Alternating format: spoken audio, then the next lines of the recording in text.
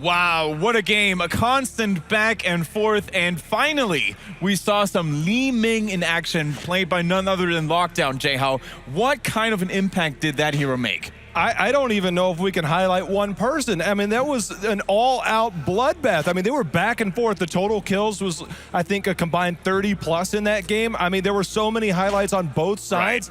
Right. I mean, we saw Tempest able to pull it out, but that was not an easy victory. There is one thing in particular, though, that I want to note.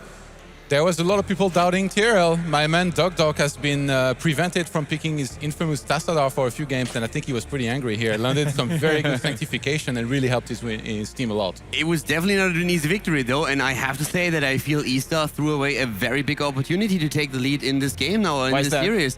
They were ahead, they played very nicely, and then all of a sudden they got greedy. They got very condescending there. I said, like, yeah, we got this locked down, and the Koreans just showed them that you can't give them an opening. They punished them hard. Right. Yes, they did. Lockdown's on the other side. Exactly. Lockdown on the other side, and that's all she wrote. All right, Jay-How, replay number 1 stands ready. Yeah, this was a really cool fight that actually happened very early on. We see it's only 8.5 minutes in, but look at the collapse from Tempest. They're going to come in, and we just see a lot of fights. The mosh pit was canceled out there. The Ancestral landed. It really kept this fight going, but very deep in is Tiger. He's trying to be able to thwart off everything that's going on. The back and forth very early. You can see the dwarf toss over. This was the fun part, the disengage from Greymane. And things looked really good for Tempest early on, but this is actually where eStar looked really good because you can see they're still very healthy. On the backside, Tempest in a little bit of trouble. There is our man Tyrael getting caught out. We're going to run this forward just a little bit because nice power slide coming in from ETC, and that really keeps things going. But this is where things get fun. Caldor had a little bit of fun backstage with this. This is a little bit longer one. We're going to let this play as it goes. Let's just keep it in full speed, and we'll let it play out. And now we see Falstad. He's kind of coming in. He sees Lockdown. He's got a target in his sight. He barrel rolls over. Beautiful barrel roll. That's going to get him. Now, here's the fun part. Let's slow it down. This is where Caldor, me and Caldor are having fun. Let's rewind it real quick. This is where it's fun. Sonya's like, oh, look, I've got a Falstad. But there's a few people that are coming to join the party. Let's go ahead and run it forward again. This is Sonya going in and instantly, look at that, getting blown up. So what looked like an early win for Tempest turned around for eStar. That was the back and forth. And that was a bait. They played with they played with the vision. They made sure that they only show Falstad, and Sonya was like, wait a moment, I can kill this. And I was like, no, you don't. Yeah, that was a fun one backstage. Let's talk about the replay for a moment, though, because I'm pretty sure that we're going to see it in later on as well. There was one player that disappointed me a lot in this game. We have highlighted already Tiger on his Rhaegar, and he plays an exceptional Rhaegar, but his charism was very subpar. We saw it in this fight already. The Divine Palms, it was more like face palms, to be honest with you. He did not hit the Greymane. He triggered the palm, or he hit the palm on ETC when there was no need to do that. Right. It didn't trigger, and that was a constant theme throughout the entire game. He had massive problems on that hero. So we better make Tiger watch some more Splendor and Bakery plays for that one, for sure. But replay number 2 is ready. Guys, you want to talk about Tyrael play? Let's pause it right now. Right here, he dove in. That's the holy ground at 16. We talked about this before it ever started. They cannot cross this line. If I remember correctly, this is also another moment where we're going to see Charism with a palm. Yeah, we'll see. Well, let's run it forward real quick. Take a look. Lockdown on the other side with Li Ming. He's being targeted, but there's the sanctification as well. But on the backside, the positioning, this is what triggers it. You see right there. There's the Divine Palm, but that leaves NCCC in there. He's stuck. He has nowhere to go. Palm is already there. That is where Tyrael really shines. This, again, where the back and forth happened. This forces Xing C to try and get back and return some of that. Lockdown goes down because of the aggression. But there is one more kill to be had, and that's going to be Falstad right there. So the back and forth, that was a 3-for-3 trade, all triggered by that holy ground by Tyrael. Yeah, Tyrael with exceptional play. But again, if you compare that to what we've seen from Splendor throughout the week with the palms, where he waits for the last moment possible, he sacrifices himself for the team. He palms himself. Li Ming has nothing left. She fired her entire arsenal on him. He can't die in that moment. He has to realize that if he saves Thrall there and the palm triggers, we're seeing a different fight. Of course, there were a lot of things happening here, but that was definitely one of the crucial moments. Yeah, and it's nice to see that even the Asian teams can learn a few things from Western teams here and there. So definitely a good point there. For now on, we're going to move on to the next battleground, which is going to be Towers of Doom. We see it another time here in this playoff stage, and that's the cool thing about best of fives. You get to see Battleground that you otherwise wouldn't. Yeah, I mean, eventually something's got to break. You can only ban out so many maps, and Towers of Doom is going to be game number 4. I almost want to see game number 5 on Garden of Terror. Yeah, I want to have that. I definitely want to have that. That would be absolutely amazing. And I feel eStar, they have to definitely show something right now. They have shown in the last few games that they can definitely take games off Tempest, and they were very close in Cursed Hollow too. But you cannot allow the Koreans to... If you can't make mistakes like that, they will punish you. They are that good. Yeah, they took a very unnecessary fight across the map, so they shouldn't let that happen. The last few drafts, by the way, really felt like both teams were trying to go for comfort picks as much as they are trying to prevent their opponents to go for some. And there were a lot of steals happening. And again, with the Tassadar ban here on eStar. And there's only so many heroes you can ban away from DuckDuck. I mean, Tassadar once again being chosen, but his Tyrael, as you mentioned, Todd, was on point. Absolutely. I'm curious if eStar, though, because Tiger, they banned out Uther, right? And the second man did Tempest. And I'm wondering if maybe eStar might try to pick up maybe an early Uther or Rhaegar this time around, as opposed to being forced into something like Kharazim, something they might not be as comfortable with. We have actually Kel'Thas taken, but Joe, you make a very good point. I really feel if he gets the chance, he's going to jump back on that Rhaegar. He's way stronger on Rhaegar than he was on Kharazim. Maybe he just had a bad game. It happens. But that's something that Tempest identified early, and they said, okay, there's a weak point right there, and we are going to exploit it as much as we can. And just like that, a hero that was neither picked or banned last game, he's picked first here by Tempest, so I guess good old Kel'Thas is back. There's also another hero that I really expect here, Falstad, because Falstad is amazing on this map. In the European meta, in the Western meta, we would have seen already Vikings being fought over, but that's a very different playstyle that we're seeing here right now. And China is once again true to their colors. They're starting with an early Greymane. It's just one of the most highly prioritized heroes for both of these teams. And if we were to be casting in a European match or in an A match, we might get to see some Vikings. What about the Asian regions, though, when it comes to Vikings? I don't think it's something we see terribly often. I mean, it's just not... It's not something that they play. I think when we researched a lot of the draft data for these teams, it wasn't something that really showed up quite as much. But I think what we just talked about, the supports, they're picking up Uther. They might be looking at another Tyrael, of course, to pair with that Greymane. It's something that we've seen a lot of this week. But you talked about Falstad, lockdown on Falstad. That's his hero that he's known for. Is that what we're going to see here in this part of the draft phase? I hope so. Jumping back on that Vikings idea, by the way, too. We have talked about like these teams being very aggressive, and especially the Chinese teams. They want to team fight all day long. That is what they're known for. This is what they're comfortable with. And if you just look at the games that My Insanity played with Vikings against, for example, like Korean teams, that aggression, these team fights, they made them struggle. These Asian teams, they don't like to draw the games out. They want to have high risk, high reward fights and really roll over an opponent. Right, so Vikings most likely not going to be an option according to Calder. So what other heroes could be prioritized instead? We see a Murden coming in here for Team Tempest. Now it's on to the second ban round. And I almost feel like this is perfect for eStar. They're able to ban Sonya, or basically any hero that they want. I feel like they could easily pick up Falstad for themselves and then possibly go into the Tyrael. They have also an option to go into Thrall if he's not being banned out. We already saw them in the last game going for Thrall here. But there's, of course, a couple of things, especially with the Falstad, that you could still play if you want to take it away from your opponent. Tempest needs a bit more sustained damage, but Murden already gives them very huge presence in those fights. This is going to be great for them. And keep in mind that ETC is another hero that has still not been banned or picked. Yeah, wouldn't be surprised, actually, if they go into that eStar with how much they like him. Shouty has played so many games on the ETC, and a lot of the time he lands some very good mosh pits. Very good is an understatement. That guy has landed legendary mosh practically pits. a DJ at this point. And there we go. That makes the most sense, because keep in mind there's good synergy there with Uther as well. I wouldn't be surprised if we do see Tyrael at some point and or a Falstad. This is really cool that we now see the ETC ban, because another warrior that we almost forgot to mention is Johanna. What happened to her? These Asian teams don't pick her at all. She doesn't provide a whole lot of... She's just solid, right? If you're looking for somebody safe and solid, you go with Johanna. She's not a bad hero. It's just like there's better options, and I think other heroes provide a little bit more utility. I mean, you talk about Tyrael diving in. We have the Sanctification. We have the Divine Shield, all to help supplement Greymane looking across the board at that Kel'Thas. I mean, that is what you dive heavy with. And another hero I guess we kind of forgot about, guys.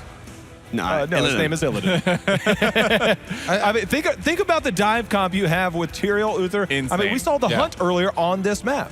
Yeah, and this is actually one of the heroes that complements, again, this idea of a draft. Tyrael sank, Greymane jumps in Worgen form. You have a Thrall, you have an Illidan, you have a Sonya. No matter what, they're going deep with it. Whoa. I actually like that they are currently thinking about switching up. I feel that Tempest is not going to go for that Illidan. They take a risk here, of course, because the Korean team could do it.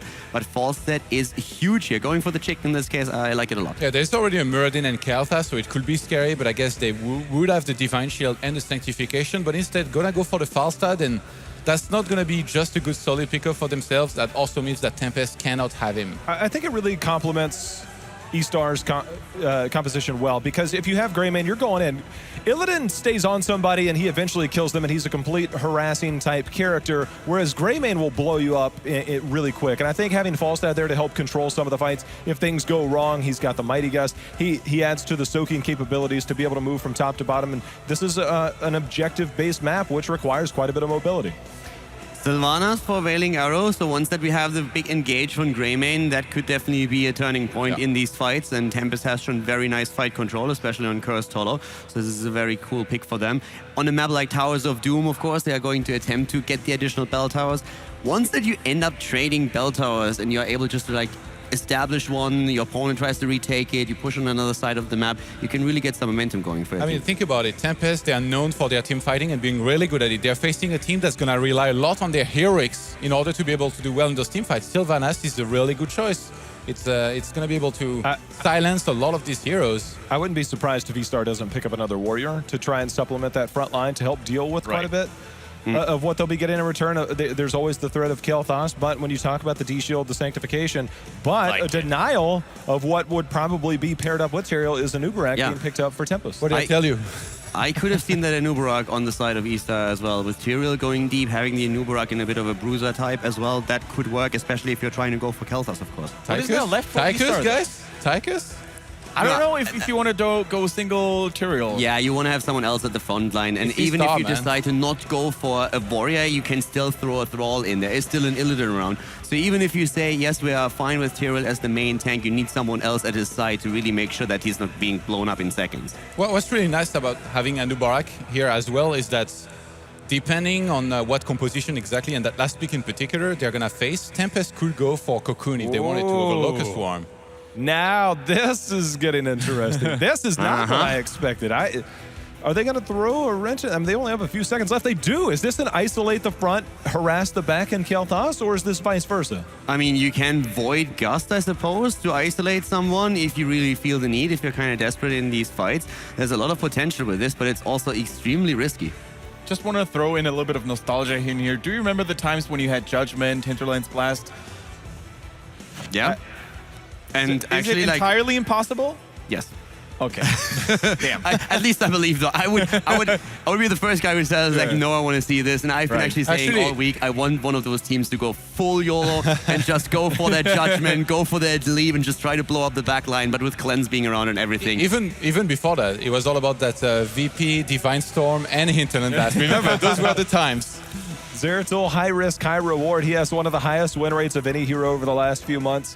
He has to be played well, and I think at this level of competition, he's also going to be countered well. It's going to be a matter. It's going to be a battle of wills for those two teams, and it's going to hinge a lot on what Zeratul can bring to the table. Yeah, you're totally right with that. Zeratul is going to try and pressure Kael'thas, is going to try and pressure Sylvanas, especially with potential Vorpal Blades coming in.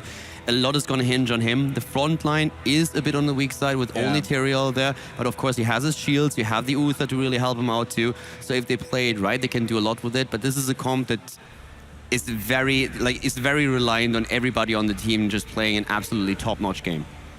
Do you think when it comes to rotations that eStar Gaming can actually keep up with Tempest? I mean, they've got Sylvanas, and if they ever make it like out of a team fight coming out with 2 heroes on top, maybe 3 heroes on top, they can immediately take many Beltars. Do you think that's going to cause a problem, guys? I don't really see that as a necessary issue. I'm looking at it real quick. Falstad, of course, is going to help. I mean, he can join a fight late if he needs to, help clear up some of the waves. Zeratul, he'll be roaming around. He's not bad at clearing waves. I mean, that's the thing. It's just interesting. How will he be built is the main question. Level 1, level 4. I think we will be seeing Vorpal Blade, as Kaldor said, but Gathering Power is is an option. It's not something that's out of the ordinary for Korean teams. There's also gank potential, of course, for eStar now. They can just simply like move a Zeratul across the map and fly in with Falstad and try to blow a target away. So there's a lot of potential with the draft for sure. Right, guys, sorry, Todd, but the teams are ready, and we have to get those predictions going. And Todd, we start with you.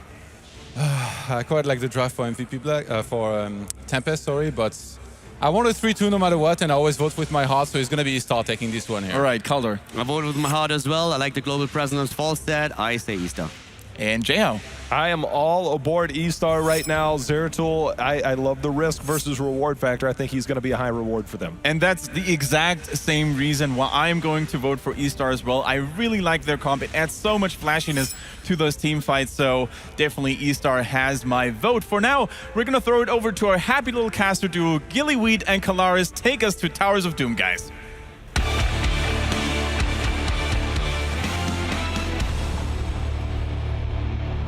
Gilly looked into a crystal ball and decided to just call every single member of eStar's draft. I didn't know the spiritual connection for you with China was quite that good. Well, man, with GC in his winner's interview, he said that there's potential for Zhao T and Nitra to retire after this, so they want the win. Yeah. And what better way to bring it back to a game number 5 than with comfort picks for every single player, which is, of course, how I predicted that. Indeed, Gilly, let's get into it as we have Tempest to the left-hand side, one game away from the grand finals with Dami on Anubarak, Duck playing Sylvanas, Hyde on Rhaegar, Lockdown on Kael'thas, and finally Honkono will be playing Muradin. And in the red, it's Team eStar Gaming, with Tiger playing Uther, Zhao T on Zeratul, Shinxi playing Greymane, Tyrael played by Nitra, and Toomey playing Falstad. All right, so as Gilly mentioned, big comfort picks already coming out here for eStar. This is where they're going to try and thrive under this pressure, as they've already taken reach at level 1 for Uther. So really looking to even just, it's a great poking tool to deny the potential of like channels on towards those shrines. Again, Honkono doing what I love best that he does, which is whenever his team is trying to do something risky, like taking a neutral mercenary camp or pushing here, he sits in where he knows the rotation will be, so he can keep an eye out for his team and delay if he needs to, so they can get back. Hey, you're totally right. It's really good warding overall to be able to spot where your opponent is going to be in those kinds of instances. And Dami's going to rotate to the top, start soaking that up. And likewise, they don't really know where Zeratul is just yet, but they could anticipate the potential of him being up towards the top here, as who else is going to be soaking that lane and even spotting him whilst he is invisible on Shouty. Looking at the talents, everything very standard across the board, other than that reach that you mentioned. Dampen Magic will help out Anubarak versus some of the spell damage that can come out from eStar, which specifically later on, Falstad's going to get quite a bit because he did go for Gathering Storm over Seasoned Marksman on this battleground. And it seems that eStar just live in bushes. You'll stick around in those for a little while. What's the potential of it catching out any rotations that would end up coming down? But Hyde and Lockdown are in the bottom lane at the moment, just chilling out and making sure that they're not going to be threatened too much whilst Honkono comes to, in essence, just protect them. Even just his presence there alone protects them from any kind of attack that would occur. Yeah, absolutely. Even if they're not going for a pick on somebody. Yeah, if somebody gets out of position, they're going to go for them with a Stormbolt. But otherwise, he's always watching for rotations to come in to take out his teammates. And we are going to have the first altar phase spawning soon. Of course, it will be all three of the 4 that can spawn, 2 in the top and then all the way in the bottom. And it causes chaos. It does. It causes a lot of chaos here from eStar's side of things, as well as Tempest. They're going to position Sylvanas to take this one. Lockdown as well up to the top. Honkono going to try and just delay and make sure that that won't be denied. But they're pressuring the top one. So they're going to try and put a lot of focus on towards these top 2. Now they know that the bottom has 2 members, but with Falstad, he can fly up. So now it's a 4v4. As the Dami is rotating in, though, so he's going to be here just slightly faster than Greymane. Oh, we're going to get into the fight, though. That Verdant Sphere Gravity Lapse was perfect there from Lockdown. He was able to take 3 away, and that's Zeratul already dying off. We're going to take Sylvanas in return, but it looks like Toomey will go down on the right-hand side as well. I think Tempest has got this fight under wraps, unless they actually lose Muradin towards the front. 2 for 2 at the moment, but Tiger and Xingxi are so low. That's the thing about this double warrior composition, is even if they lose one, they still have a strong frontliner. Lockdown catches Shinxi with the gravity lapse, but may pay for it as Shinxi catches him. The tower kills Kael'thas down towards the bottom. It had vision of him. Oh my god, and Tempest may have just overextended a little bit here. Dami should have Bro Charge away. Zinxie's going to try and chase here with Eldrarune's Might, and Falstaff's coming in as well, but Duck Duck is back. They've got to be very careful. Dami's probably going to go down. Duck Duck and Hungona with that losing Dami and finally are going to disengage. They really thought that they could pressure in a way to get to, especially knowing that there are people in the bottom. With Falstad being able to fly in though, they were able to delay it out. Even though losing people, they still walked away with 2 of those 3 altars. I think Kael'thas probably would have died anyway, but I didn't even realize that tower reached that far. Just gotta give it vision, man. Yeah, exactly. Wow. All right. Well, they're going to take some sappers towards the bottom, which are going to run in and explode on towards that wall if they're able to get there. So it's up to Kael'thas, but looks of things down towards the bottom to try and slow that down for just a little bit. But there is the potential of eStar escorting it and getting full value. Right, it would start to take down some of those towers, give them experience, open up a way for them to get bell towers later on. But with a lot of members of Tempest here, this could be a problem. eStar standing strong though, continuing with those pumpkin sappers. Hyde getting away, but Shixie using disengage to aggressively to make sure to pick up the kill. Dodges the flame strike using Dark Flight. Man, Shixie's never get Greymane. His Greymane is just so good. Yeah, it really is. I think minions killed Rehgar at the end there. So a little bit unfortunate there for him. He was trying to jump away, using the minions even to throw a lunge away from melee auto attacks that were coming out from eStar, but it wasn't enough. Up to the top, Falstad was putting some pressure on against Sylvana. She will Haunting Wave away though and get that tap down. Yeah, it's always nice to have Falstad versus Sylvanas, and that's something that we saw a lot right in the first phase. Oh! And she gets popped. Goodbye. The first phase of this tournament was a lot of Sylvanas versus Falstad play, making sure that he matches her location in lane so that she never gets free pushing done onto any structures. Yeah, very important. She's got good pushing power, but not as much as she used to since the rework. But it's continuous pushing power. If you leave her alone, eventually it will snowball out of control. That's why it's always good instead of like little bursts that you see from other hard pushers in this game. Well, once again, eStar has the early lead in this game. They've got a full level up. They're working toward getting their heroic abilities. Tiger kind of in trouble, though. Gets hit by a stun. Here comes Dami with the Burrow Charge. Body blocking Tiger perfectly. But with this Eternal Devotion, the Ghost, they're going to try to make something happen, and Kael'thas just pops. Shouty and NC in the back there were doing a lot of good pressure on towards the 2 backliners to keep them out of that fight and keep the pressure on against Tempest. And that will be a 2-for-1 because we saw that huge pressure on the backline. Taking out Uther is basically worst case scenario when you're against them, because he does stay up and give a lot of healing to the team, and that's why they were able to stay so aggressive despite the fact that they lost their support. With that, they pick up an altar, and now heroic abilities are coming online. Yeah, and remember, I mean, once again, eStar always seems to pick compositions that are very, very tough to make work. A solo warrior Tyrael in their composition means that they're putting a lot of emphasis still on their frontliners like the ETC. Even Zeratul, to a certain degree, being in the middle of the fight for quite a long time. Thankfully, though, Divine Shield and Sanctification are going to help them out splendidly in this game. It requires good team fight manipulation, which is always one thing that I thought eStar excels at really well, is pulling people back into the positioning that favors them and then pouncing. And they have the heroes that allow them to pounce, right? Falstad could go in for an aggressive Mighty Gust. They have Greymane, the ultimate pouncer, as well as Zeratul.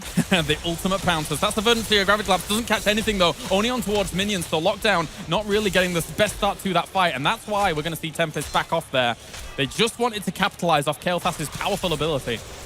They're still trying to maybe put some damage on the bell tower, but need to be careful here. A lot of stuns hit Nitro, and he's fairly low in health. Toomey with the dodge on Gravity Lapse, always really important versus Kael'thas, especially when he's going for that Gravity Crush build. And with the Netherwind talent at level 4, it of course increases the range too. So it's just, they really have to make sure that they're staying far enough away not to get hit by that. All right, well, slowing things down a little bit for the moment, as they've already put a lot of pressure on towards that bottom bell tower. And we will have this easy sappers being taken towards the bottom, which will always navigate towards the bottom lane here for them. And we're seeing eStar trying to slow that lane down. They know there's a lot of potential for this to become a problem, and that's why you're seeing always this easy camp heading down towards the bottom. Why the teams are controlling this so much, because it can snowball out of control with that potential. Yeah, with the fact that there is 2 available, and they've already done a lot of damage to it. The fact that Toomey has Boomerang now too, he can take those out pretty easily from a safe distance. But the next altar phase starting pretty soon. It's in the bottom, so hey, everybody's mostly in position, and we're just waiting on Sylvanas and Zeratul to join the party. Yeah, I'm wondering if they know that Honkono actually moved towards the very bottom position there while this is about to go down. Tiger's going to try and channel. Muradin will be able to deny that, as NC at the front is taking quite a bit of damage. If he goes down, it's almost do or die really for eStar. They need to keep that alive, but lockdown gets blown up on the backside there as Sylvanas ends up actually going down, I should say. And now that is going to be a 5 versus 4 here for eStar. They might be able to capitalize. Sanctification was used. They didn't quite get anything off of it right away, but now with Kael'thas down, this is turning into a tough spot for Tempest. The Void Prison hits 2 members, and eStar was setting up around it. Rhaegar gets the Ancestral Healing on Dami, but pays for it with his life. Muradin goes down. Hammer of Justice hits a new Barak. Where's the burrow charge? Needs to try to escape all of these members, but everyone from eStar is on the hunt, and Shixi's just watching for it, lying in wait. And they get every member. Every member. So perfect from eStar. And you can really see where these comfort picks really come into play. Yeah. They are just rocking these team fights right now. And they are surviving time and time again. Even Tyrael isn't really overextending to the point where he's getting himself in trouble, because the follow-up, the pressure that we're seeing from Zeratul and Greymane on towards the backline means that Tyrael isn't taking any damage when he's that far deep in. Right. It's one thing we're seeing from eStar time and time again is how they're able to control these fights with these heroes specifically. But, of course, we always have to think about the fact that they've been in this position before. They've been ahead in a game. And that was last game, and it didn't turn out so well for them. So they need to be patient and continue to be patient throughout the game, because, of course, the core is not done until it hits the 0. There's always the potential to come back on Towers of Doom. Yes, there is. They need to take the fights as well as they did that last one. As Dami, that's the wrong way, Dami. Let's go a different way. He's just kind of poking into that bush, anticipating his opponents being there, because that's what eStar like to do. And Verdant Spear grabs that on towards 2. That Flame Strike actually hit quite a bit of damage on towards Jinxie NC there. And that is going to be an easy steal of this camp for eStar. Yeah, again, that's eStar saying we have the talent advantage. We can either make you come fight, or we're going to take what you want, which is these pumpkin sappers. And that bell tower is getting very low. Honkono's going to Dwarf Toss away. Toomey allows him to escape with a Mighty Gust. Yeah.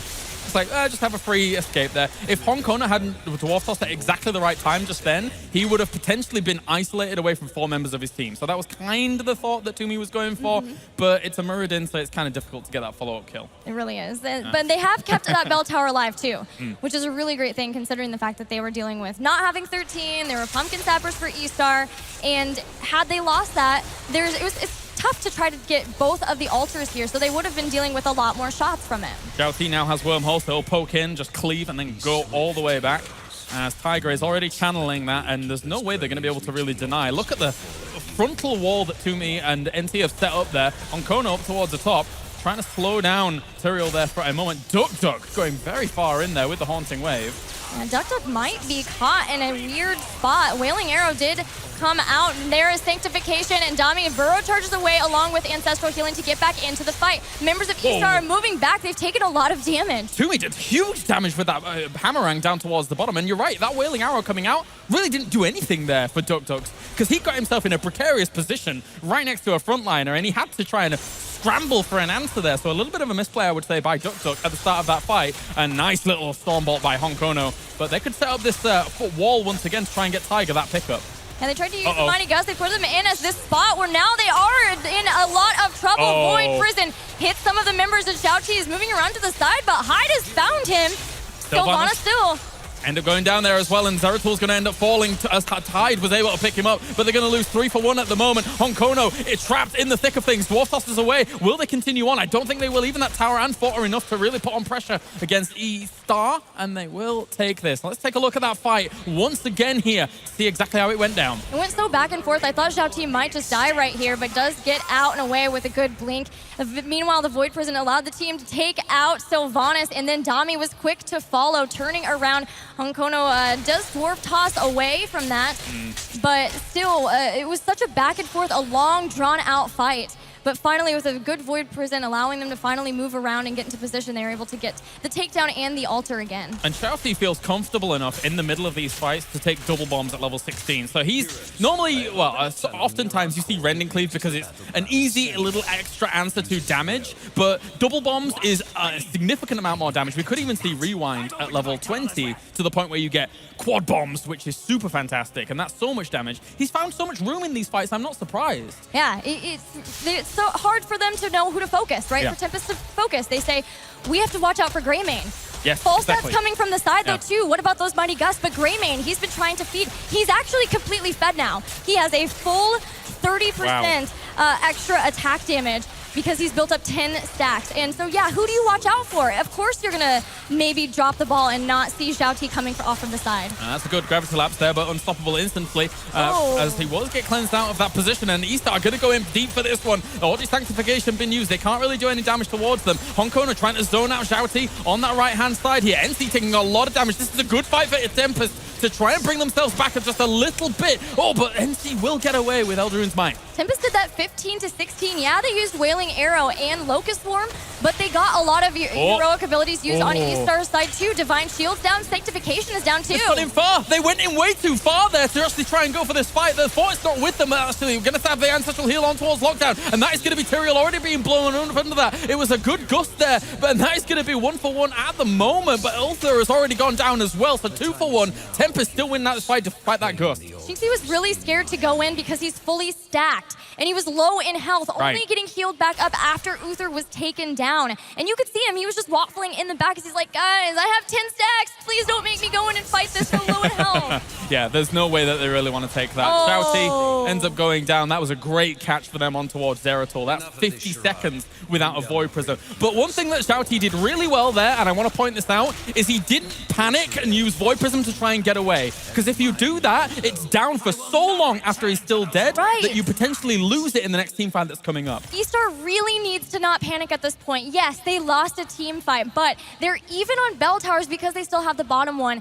They're ahead in a full level of experience, and look at the core health, 28-7. They just can't lose patience like they did in the last game. They have this one. Yeah, they have patience. You can see it. I absolutely love that move that I just pointed out for not using the Void Prism. All too often you see Zeratuls in pro, even in pro matches, use the Void Prism and just die, and then it's on cooldown and it's rubbish. Right. But that patience there from Xiaoti, I love it.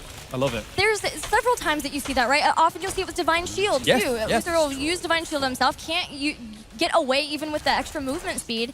And then the cooldown for the heroic abilities is much longer than your death timer. So it's great for them. Now eStar have every heroic ability up, but so do Tempest. The thing is, they have to contest everything because they're really getting down on core health. And that would have been on cooldown if he'd have not actually used it. So maybe they can guarantee themselves a kill instantly off the back of this. Dug made unstoppable, haunting waves away, and does manage to escape there. Very good play from Hyde and Dug, but at the same time, Dammy taking a lot of damage. Ancestral Heal on towards him. They're trying to put on pressure. That Divine Shield on towards Zeratul. So clutch at the very end, and walking back in there to that Sanctification, trying to keep himself alive was Uther, but he doesn't get kept alive, and that's Tyrael falling as well. Tempest took a great fight despite that good Void Prism to start off that fight. Everything came down to keeping Anubarak alive, and they did. And as Ancestral Healing connected, he burrow charged back in there. They had to use not only Divine Shield, but Sanctification too. And that's both of, well, this is support, but also the warrior support in Tyrael, who is also down. And Tempest can now run rampant on this battleground. This is the first time in this game Tempest has taken the experience advantage. So now they're pushing towards level 20. They're down in so many shots, but they can secure both of these altars towards the top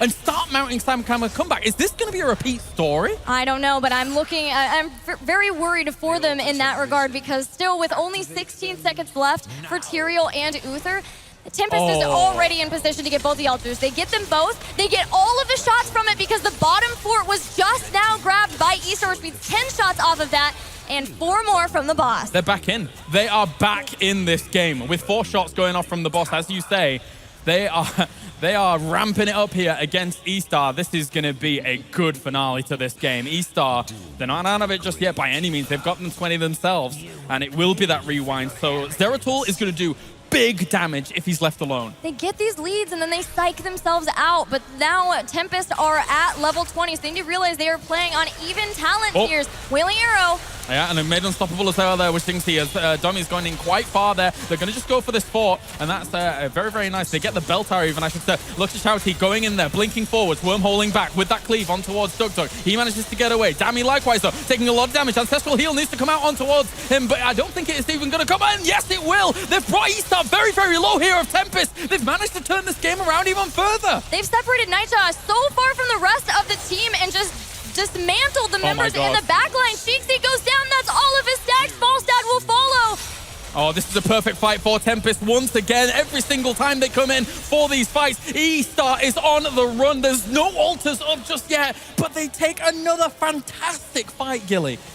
This is just so crazy to see from eStar. They had such a lead in last game, and then one fight brought it down. They had such a lead in this one, and then with one fight, Tempest gains steam and just won't lose another fight from that. You can see that the pressure's on them. You can see that they are currently sweating. They are really up against it right now at eStar because, again, this is their tournament life on the line. Don't let those numbers pull you up towards the top of 7 shots remaining against 14 shots because right now, Tempest are very much in control of this. Look how many bell towers they've taken, and with the altars about to come up. And that's why Sylvanas is so good on this battleground, is because you win a big fight like that, and you can protect them all. They might lose Dami here, but he has still his burrow charge. They've protected this for so long. They need to kill this so fast. They're losing shots. Every single bell tower is taken, and when that happens on this map, that means that your core continuously fires shots until one of these bell towers goes down. Now they stopped it. They got 3 free shots. If Tempest secures both of these, that is over. The game is over.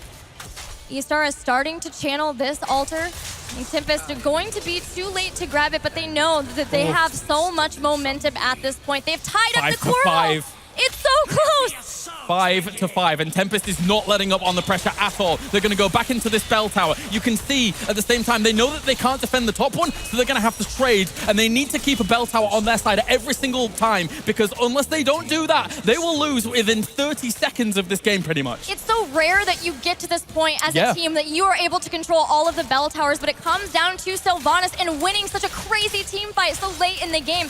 They had a ton of time to rotate between lanes and pick all of those up. It's still 6 bell towers. Yeah, this is crazy. They're rotating on. They're looking to defend this one. You could see Muradin and Kael'thas gearing up to try and put pressure onto the middle one. But at the same time, Falstad did a good job of securing the one down towards the bottom. So they have got themselves a 2-4 position. But at the same time, Honkono jumping over, looking for the stun. Don't quite grab it. Not going into the kill zone. Tempest is basically trying to put eStar into an unwinnable situation. They say, okay, you can try to take these back, but we'll defend them. And that forces you to get into a team fight against us. And you haven't been winning those team fights. Did a camp got to the kill zone? So it's 2 shots now? Oh my God. Oh, Tempest. You have played this out phenomenally. If you win this game, you deserve it. But at the same time, eStar not down and out just yet. They have a small window where they can try and deal with this. The next shrines that come up, I mean, the next altars, that's going to be it. But they don't want this to be escorted at all. Fight's going to come in. NC taking a lot of damage. Zingsti on towards Lockdown. It's not going to work. Wailing Arrows hit on towards 2. Trying to keep Zingsti alive. As Sanctification gets thrown down on towards Tyrael. But they're all so low. Greyman ends up falling. eStar here is crumbling under this pressure. As Zingsti tries to get away with Eldrarune's might. But Tempest are so healthy, Gilly. Greyman was separated from Tyrael, and now Tyrael is going to be the next one to go down. He gets caught by Lockdown, and there he goes. It's only 2, a couple of members left. That altar, unless Zeratul, Uther, and Falstad can make something magical happen here against Tempest, they will be marching on to the grand final. They lose another bell tower, and Duk is ready and waiting for that one. Falstad's gonna fall, and that almost guarantees themselves this position. Tiger is going in. It's just him and Zeratul. Honkono comes from the side, and the B-Walks are coming out. Oh, it's not enough. Realizing it, the channel has started, and where it seemed like they were so behind in this game, Tempest bring it back, and with that, eliminate eStar from the tournament. Oh, GG! Tempest are able to move on to the grand final here. Make it an all-Korean grand final. The rematch of the Korean Super League will commence here in just a moment. What a win for Tempest, and what a way to come back.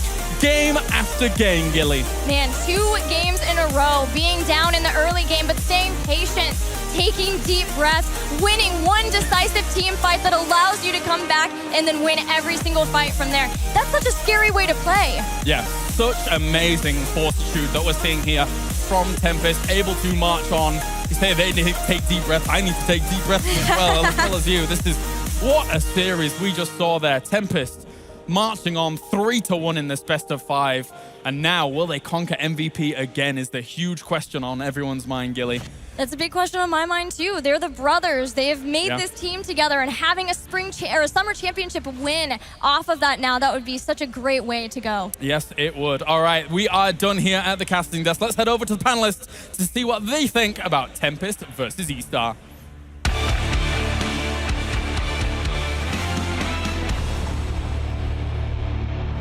Thank you very much, guys. And I think someone once said there were no comeback possibilities in Heroes of the Storm, but man, this someone is certainly very wrong, because on Towers of Doom, even after being behind for such a long time, Team Tempest did the impossible. They played very calmly, very focusedly, and they came back in dominant fashion. I mean, it was just a tale of two halves. eStar dominated the first half, and then the second half they fell apart. They were being very aggressive. They were up, I think, 19-18 or 18-17. They were up a full level, and they decided to go down, try and invade a camp, and except Tempest had reinforcements, turn that fight around, and ever since then, eStar could not catch up. They just kept trying to take these weird fights, and things fell apart for them. It was a fantastic game for Tempest. Like, that comeback was incredible. But before we're going to talk into your replays about how amazing they actually are to make this comeback happen, I have to give a quick shout out to two Chinese players.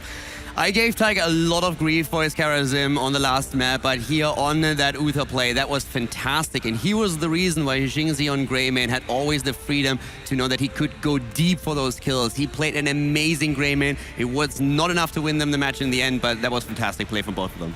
This series here really felt like it could have been 3-1 for the Chinese team, by the way. Those last two games, they were ahead in both of them, and then they end up losing them because they kind of engage wrong in some of those big fights. And it's such a sad way to go out, but you have to commend Tempest on, I guess, just being solid enough to defend in both of these scenarios. And we can definitely say that up to now, this was the hardest challenge that Tempest had to overcome. And I think we're ready for replay number 1 here, Jay-How. I mean, this is early on where things were looking really good for eStar. Go ahead and pause it real quick. Actually, I want to rewind, because this is what's fun about Zeratul. And we talked about Greymane and Zeratul. Zeratul actually, it actually works to stand still. And we're going to see a dead duck here in a second as they go ahead and dive in. We'll roll it forward. But this fight prolonged for quite some time as they go in, and they're instantly able to delete Sylvanas before you're even able to get that hide, having to run back and try and defend. But the Sanctification, if we roll that back again, let's run it one more time.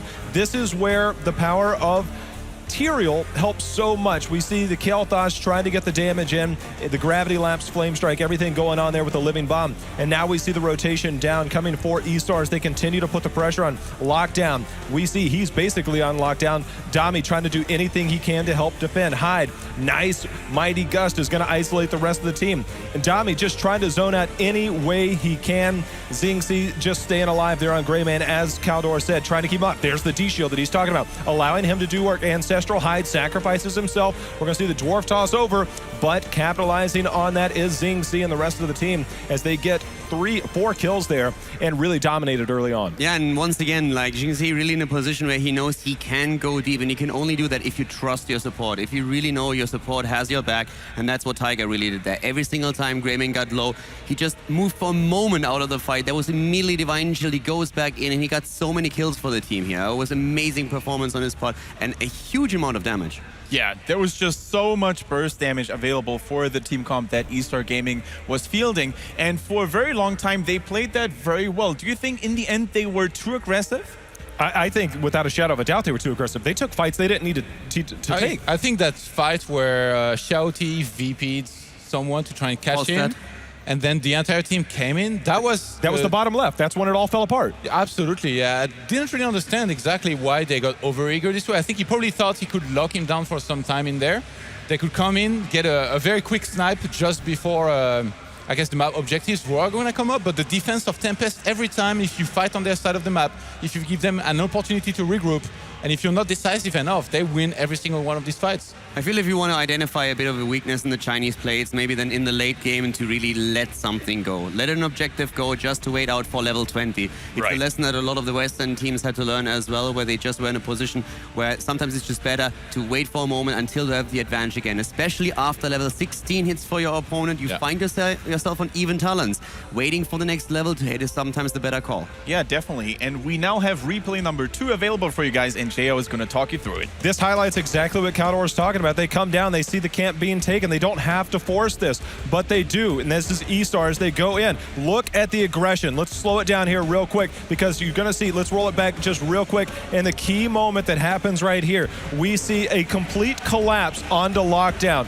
But it is Sylvanas as we roll it forward who hits the Wailing Arrow, catches 2. Now, Tiger comes in for reinforcements with the Divine Shield, but there's not enough because they're silenced. It allows for the Ancestral to land onto Kael'thas and instantly turns around, takes care of that diving Greymane, and from there we just see a follow-up.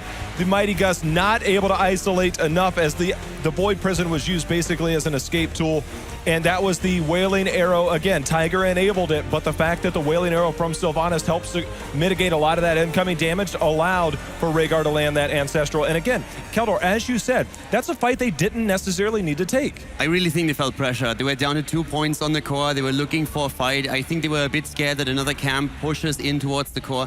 Boss was also about to come up, so there's like all of a sudden so many points on the map where Tempest can make the final play that they really felt if we don't take the fight now, we might lose. And then they took an engagement that split them way too much. You could see how Falstad was isolated in the backline. He never could really participate in the battle. I think you're absolutely right. Tempest did a fantastic job after they got the leads of going from bell tower to bell tower and keep on securing them and putting eStar on edge, basically. That they got desperate and went into this fight that maybe didn't have to take, and I think an unfavorable Todd makes a perfect point. I mean, imagine the mental pressure that's coming, knowing that you have to rotate time and like over and over. We see them rotate to the top, then they rotated mid, then they're trying to rotate bottom. They're making these calls, and you could see there was one moment, there was a moment of hesitation to where they were supposed to go top, and then they split, and it was just that delay. You can only imagine what the comms were like at that time, and I think it put a lot of pressure onto them. One of the biggest pressure points was actually the one camp that got completely babied by Tempest at the top lane. With those shots coming in, all of a sudden they turned it into a situation where another camp moving through would end the game, where the boss could end the game, or the next tower to be taken. So that was really one of those moments where where eStar all of a sudden said, okay, and whatever happens here next, if we take another point on the core, we're done for. Absolutely. And of course, ever since this best of 5 is now over, we can take another look at what the bracket looks like. And boys, the more time we actually get behind us here, the more intense this playoff stage of the Heroes of the Storm Summer Championship is going to get, right? Because now we have that grand final ahead of us. It is going to be the Korean grudge match between MVP Black, still the reigning spring champion, against their challenger and successful challenger is that, because the reigning Korean champion is no longer MVP Black, but Team Tempest. And boy, this is going to be Heroes of the Storm at its best level, and I can't wait to get to that series, though. A grudge match is an understatement. This is the team that 4-0'd MVP Black. The first team to take a series off of them in who knows how long. But this is a chance for MVP Black to restore their glory, restore their name, and come back. We saw what happens when they lose a map. Can you imagine what's going through their mind? The fact that they dropped a series, the fact that they have redemption on this big of a stage. We're in for one heck of a show, guys. Now, let me ask you this. Do you think that Team Tempest is still in their dominant shape as they were? Do they still have what it takes to take down MVP Black one more time? I believe they have what it takes, but I believe that there is absolutely no way that MVP Black underestimates them once again. Yeah. They said that in the Korean season that they underestimated them after their earlier victory in the bracket. That's not going to happen anymore again. So right now, this is a completely different MVP Black that is looking at this match, that has identified the weaknesses of Tempest. Tempest definitely has the skills to win once more, but this is going to be so much harder for them than in the Korean final. I totally agree. And now, guys, you just have to be patient once more. more because the Grand Finals is going to take place very soon. For now, though, we're also going to announce something very special coming out here by Blizzard for you guys out there. There's going to be a hero-free weekend, so to speak. You can play all the heroes that you can ever imagine from June the 24th until June the 27th. So tell everybody about it and grab that free gold, because you just have to level a hero to level 5 to get some sweet 500 bonus gold and potentially buy some new heroes after the weekend action is over. And of course, also we want to mention our friends at the Score Esports, a very nice app if you want to stay up to date in all things related to Heroes of the Storm and of course esports in general. Also, thank you very much for your patience throughout this tournament. We will be back in a few minutes with the best of the best. MVP Black in the Grand Finals here against Team Tempest in another best of 5. Don't go anywhere, guys.